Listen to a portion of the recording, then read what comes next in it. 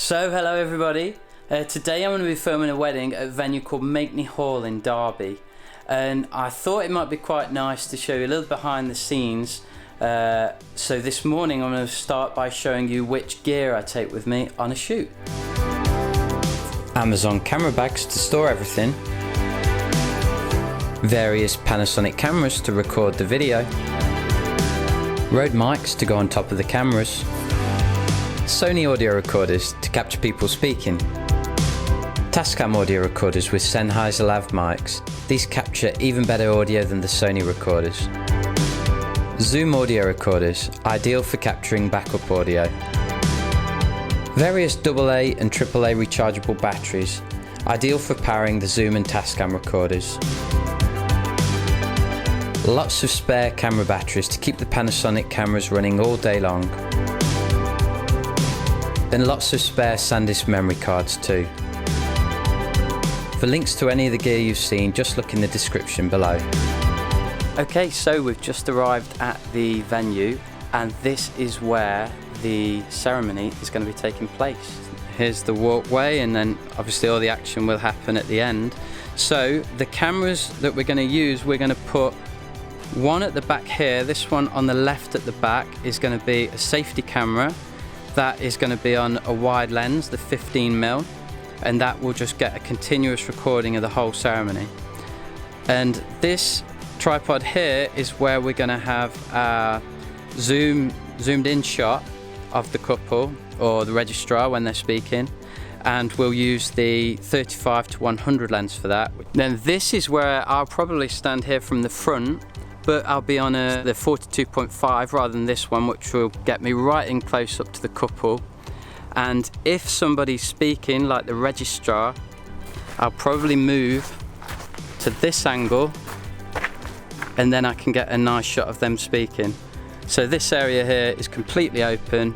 I'm quite lucky because I can move around and get the ideal shot depending on who is speaking at any particular moment. At this particular wedding, the bride didn't want any shots of the bridal preparations, so I chose to focus on getting shots of the venue, the groom and his groomsmen, and all of the lead up to the main ceremony, such as guests arriving. Because the lens and the camera have stabilisation which work together, I was able to shoot everything handheld.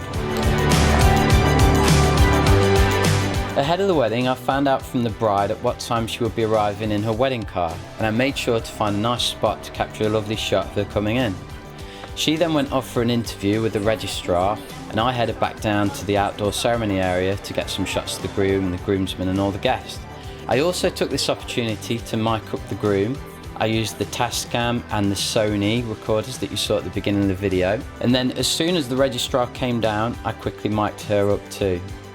We were then ready to capture the main event as the bride came down the aisle.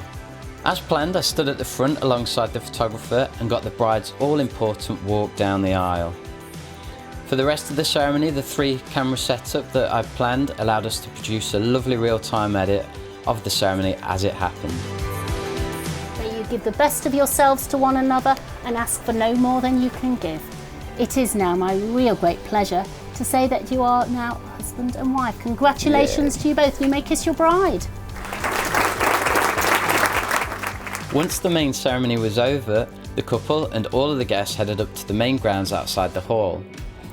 I continued to use the 42mm Leica lens to get some lovely shots of everybody chatting and relaxing together.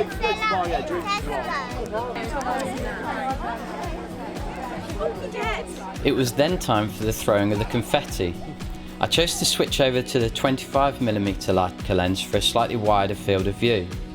The stabilisation inside the camera allowed me to film the whole confetti throwing handheld, walking backwards with the couple walking towards me. I was also able to film this at 120 frames a second for a lovely dramatic slow motion effect. It was then the time of the day for the couple shoot.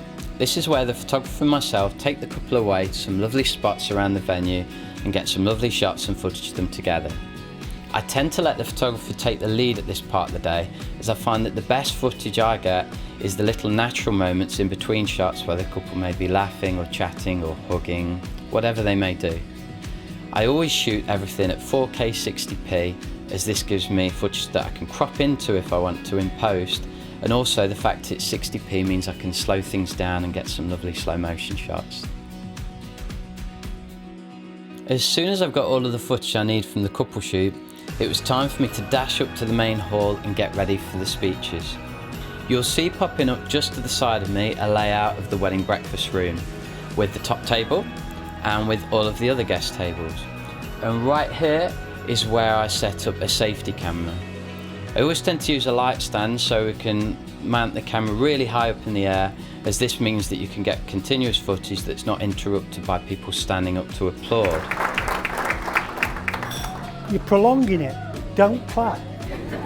The second camera that I use during the speeches is actually manned by myself. I'm on my good old favourite 42mm lens, and I use a tripod and stay quite low to the ground. I have moved around, as you'll see in the diagram, a little bit during this wedding to get the best shot of whoever is speaking at any particular moment in time. When I saw her come down the aisle today, I was like, felt more in love. The third and final camera that we use during the speeches is operated by my second shooter on a monopod. He moves around with the 35 to 100mm lens. You'll see on the diagram, he moves around quite a bit during the speeches, and his main goal is to get some lovely reaction shots, whether it be laughter or tears, just to give an idea in the edit of what it was like to be on the day and some of the emotion that was taking place. In terms of recording audio during the speeches, as with the ceremony, I do double mic everybody who's speaking. It may seem excessive to some people, but I never want to be in a position where I have to tell the couple that we're lacking in audio because of a technical error. Once the speeches were over, all of the guests headed outside, and some of the guests for the evening were starting to arrive. I continued to document this with my old favourite, the 42mm lens, while my second shooter, he was on a monopod with 35 to 100. And we just wanted to get some shots of people laughing, drinking and enjoying the evening.